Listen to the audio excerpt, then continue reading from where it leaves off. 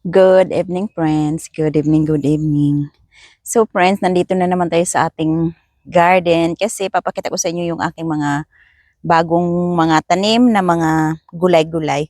So, nag-start na tayo nagtanim ng gulay nung pagkatapos pa lang po ng cold nung mga katapusan pa ng February tayo nag-umpisa. So, mga mahigit isang buwan na itong ating mga tanim. So, papakita ko lang sa inyo kung ano pa yung mga natira nating tanim. Tapos, kung nakikita nyo, friends, ayan, halos puro brown pa rin yung ating mga puno. Yan yung mangga natin. Tapos, another mangga. Sa likod ng mangga na nito, na ito. Tapos, yung doon, sa may si Shannon pala, ginagawa niya ng bagong patubig yung aking mga raised bed. Naglagay na siya yung sa taas lang yung tubo para parang ano na lang ba, parang shower na lang yung patubig natin. Kasi pag nagmo-mower kami, pag mga hose, nara-run over namin lagi. So, ayos siya ng ayos. Sabi niya, try niya daw sa taas na lang ng, ayan, katulad nito. Yan na tubo, nilagyan niya ng T-post. Para yan na yung gagawin nating patubig. Kumbaga, lalabas na lang yung mga tubig dito. Lalagyan niya to ng parang mga kung ano-ano dyan. Sprinkler. So anyway, sabi ko papakita ko sa inyo yung aking mga tanom. Yun, diba? Bisaya talaga. Ito, ano to, friends, garlic. Sandali, bakit nakapokus? So garlic tong dalawang to dito sa paso natin.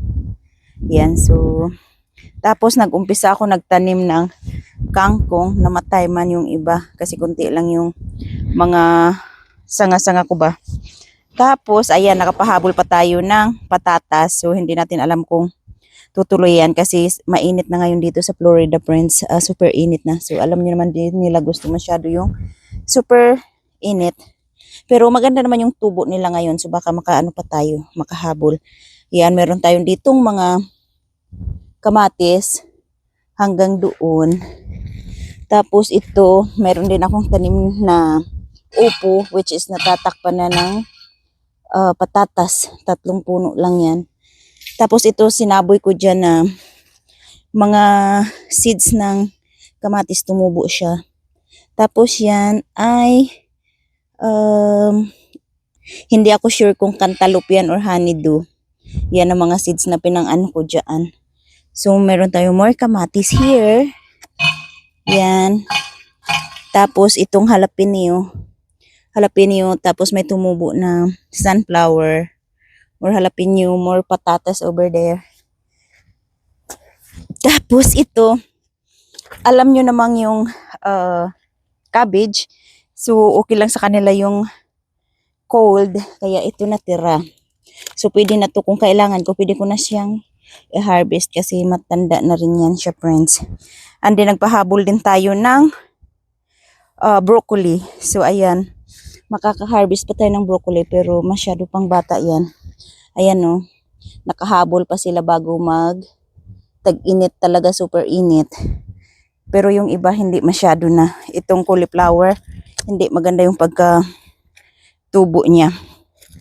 Ayan, malapit na rin to.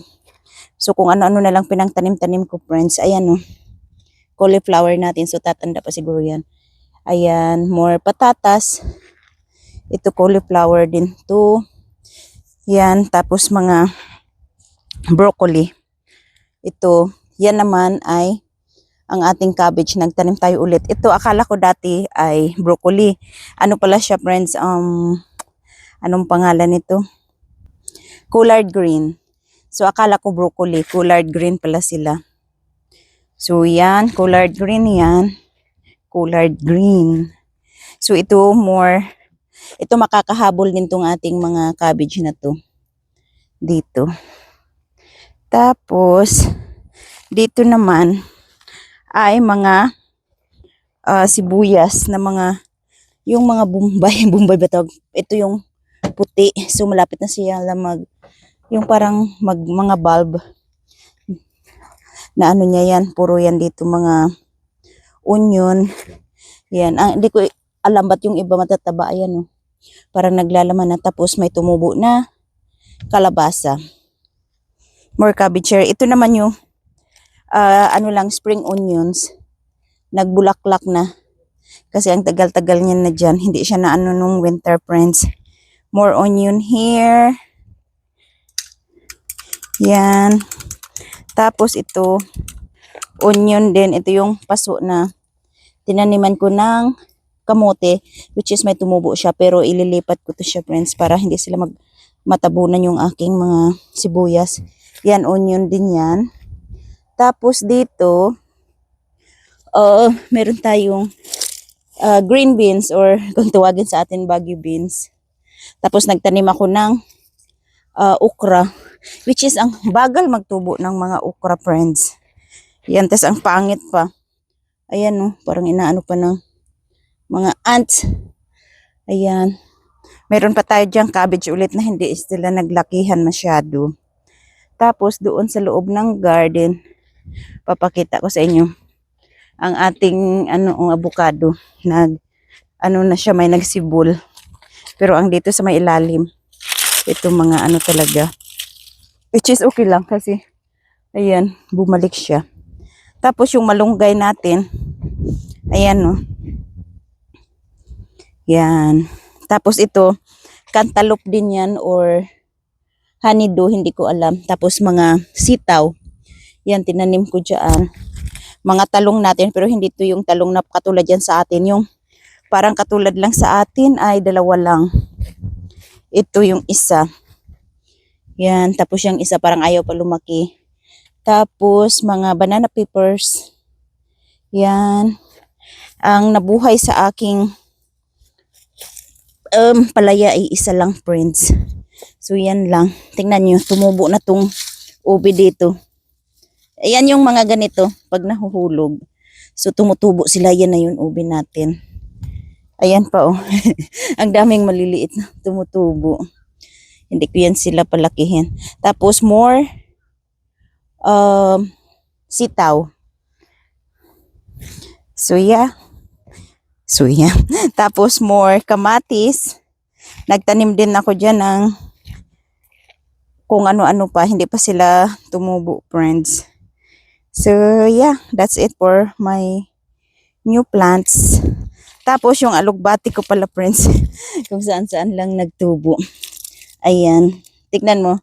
Yan yung buhangin na lupa namin dito. Kaya kailangan talaga haluan ng mga organic compost. See? Mga itlog-itlog na namin oh. Pinanghagis ko lang dito.